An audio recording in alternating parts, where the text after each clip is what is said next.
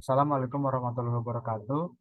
Kami dari kelompok 5 akan mempresentasikan materi kami yaitu peran agama dalam kehidupan yang beranggota Ariel Putut Sadewo, ada Mabi Talib Amanta, saya Zatal Pati, dan yang terakhir Muhammad Nakdi Alhamdulillah. Materi kami yaitu ada makna agama, kedudukan dan fungsi simbol serta ritual keagamaan, keanekaragaman sikap beragama, nilai-nilai keagamaan, ta'abud dan ta'akuli dalam agama, elemen peradaban dalam beragama, dan praktik keberagaman dalam implikasinya terhadap peradaban. Yang pertama ada makna agama. Makna agama dalam bahasa Arab disebut din yang memiliki arti pemaknaan banyak. Pemaknaan pokok menurut istilah din dapat disimpulkan ada empat, yaitu keadaan berutang, penyerahan diri, kuasa peradilan, dan kecenderungan alami. Kedudukan agama menurut penjelasan pasal 1 UU nomor garing 1 PS garing tahun 1965 menyebutkan bahwa umumnya agama-agama yang dianut oleh masyarakat Indonesia dan mendapat perlindungan hukum adalah Islam, Kristen, Katolik, Hindu, Buddha, dan Konghucu atau Konfusius. Namun tidak menutup kemungkinan agama atau aliran lain juga diberikan perlindungan oleh negara sepanjang tunduk pada ketentuan dengan hukum yang berlaku di Indonesia. Kedudukan agama dalam sebuah kehidupan berada di dua tempat, yaitu kedudukan dalam kebenaran serta kedudukan dalam perilaku manusia. Kedudukan agama dalam kebenaran memiliki empat pandangan yang berbeda dengan pengertiannya masing-masing. Pandangan tersebut terdiri dari pengetahuan, ilmu, filsafat, dan agama. Selanjutnya akan dilanjutkan oleh teman saya.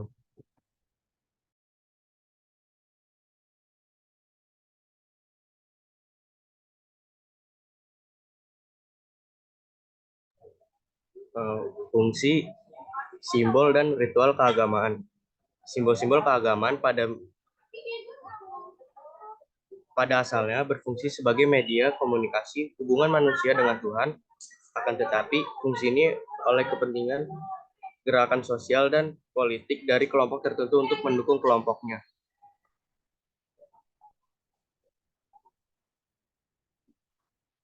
Ritual adalah sebuah proses kegiatan yang dilaksanakan oleh seseorang yang menganut suatu agama yang dimana ritual tersebut sudah diatur di dalamnya.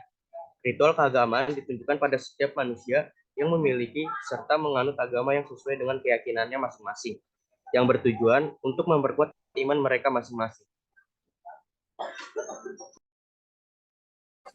Keanekaragaman dan kepahaman dan sikap beragama. Keanekaragaman sendiri memiliki makna yaitu suatu kondisi yang ada di kehidupan masyarakat di mana menyangkut pada suku, bangsa, ras, agama, budaya, serta gender. Keagamaan dalam pemahaman beragama merupakan suatu bentuk keniscayaan. Indonesia sebagai negara yang di mana masyarakatnya beragama serta multikultural dan dapat dipastikan menimbulkan keberagaman dalam memahami soal keagamaan. Pemahaman keagamaan merupakan suatu tafsir atas pokok-pokok agama serta memaknai atas doktrin agama.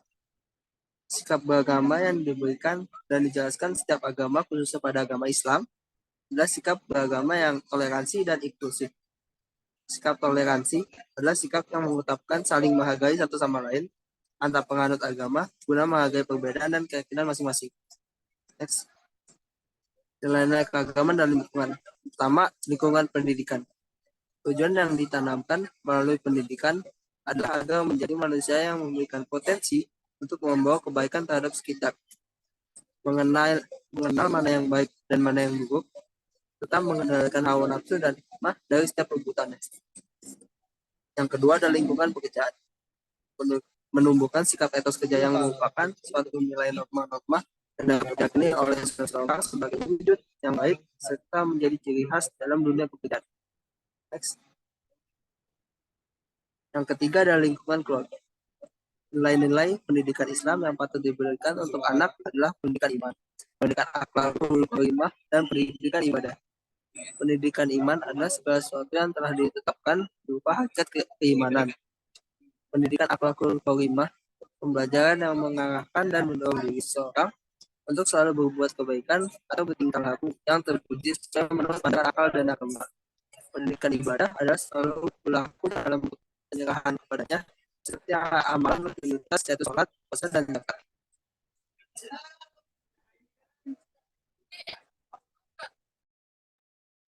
Selanjutnya ada tak budi dan tak kuli dalam agama. Tak budi yang diartikan sebagai khairu makulatil makna harus diikuti seperti apa adanya adalah konsep yang di dalamnya mengandung ajaran Islam yang baku, yaitu ajaran yang berkaitan dengan tauhid.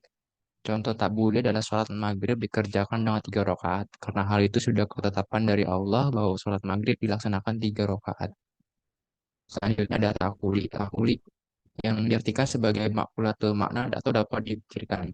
Adalah ajaran yang perlu dikembangkan oleh akal manusia dan dirumuskan sesuai dengan perkembangan masyarakat, kebutuhan hukum dan keadilan pada suatu masa, tempat, dan lingkungan.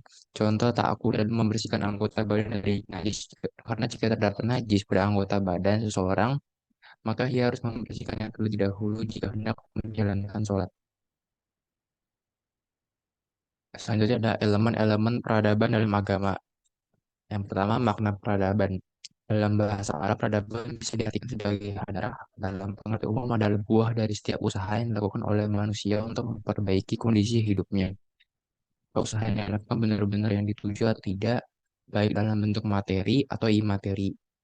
Dengan begitu, peradaban memiliki dua sisi penting. Pertama, sisi kemajuan yang meliputi seluruh kehidupan.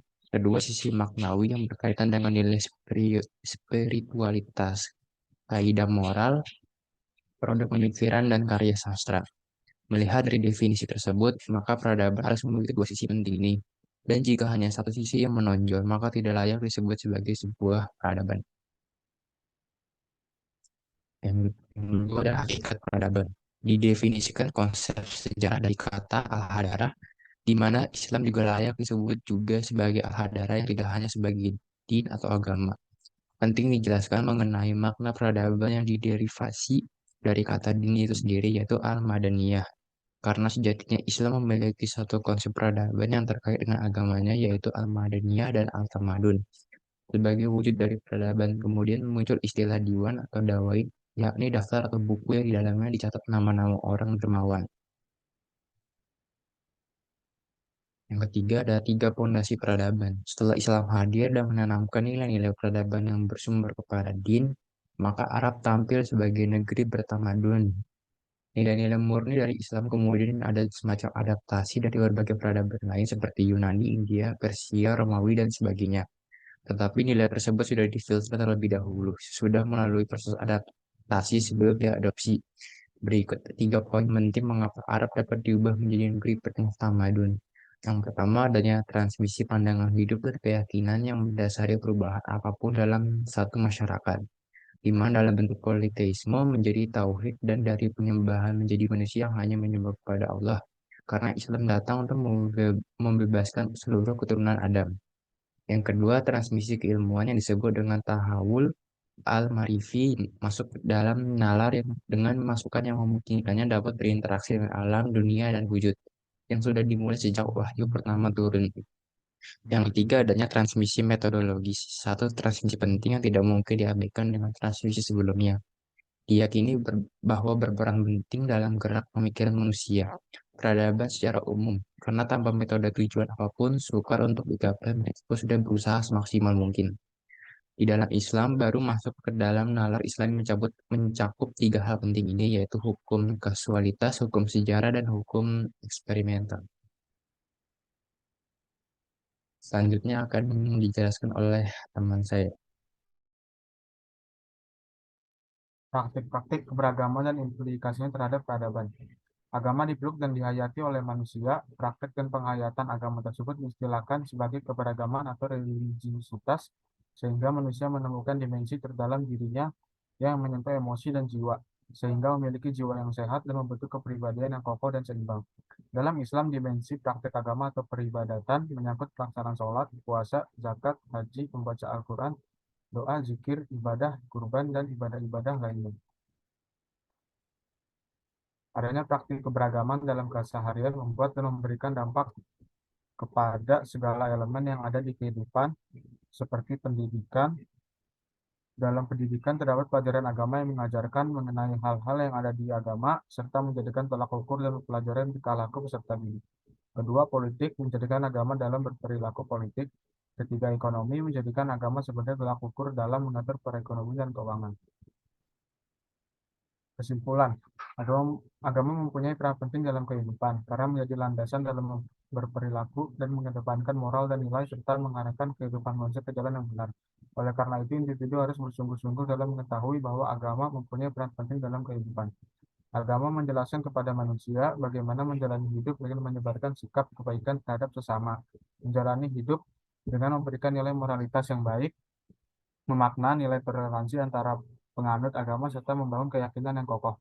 Agama juga mengajarkan manusia tentang saling tolong-menolong antar sesama serta membangun kekuatan dalam diri manusia dan juga menguatkan akal pikiran agar dapat membedakan mana yang baik untuk dirinya dan sekitar serta mana yang buruk untuk dirinya dan juga sekitarnya. Sekian dari kelompok kami. Mohon maaf apabila ada kesalahan kata, kurang lebihnya mohon maaf. Wassalamualaikum warahmatullahi wabarakatuh.